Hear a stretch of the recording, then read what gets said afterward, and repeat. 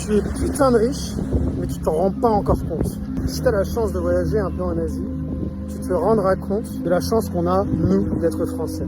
À partir du moment où tu as une maison, tu payes un loyer, que tu es allé à l'école, que tu peux acheter de la nourriture au supermarché et que tu peux te déplacer en voiture et que tu as de l'eau potable qui coule à ton robinet, et dis-toi que tu as une chance formidable.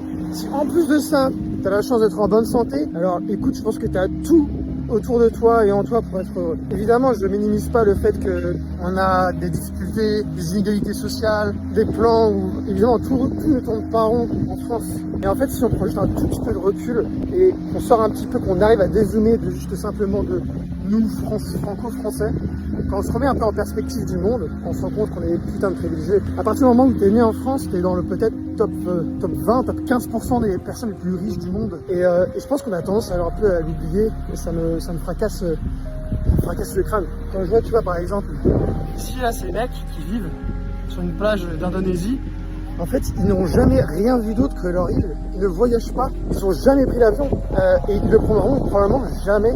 Et voilà, moi je voudrais juste simplement si jamais tu penses que t'as pas assez dans ta vie, souviens-toi qu'il y a d'autres qui ont encore rien. Et la prochaine fois que tu iras aux toilettes, n'oublie pas que tu fais tes besoins dans de l'eau potable.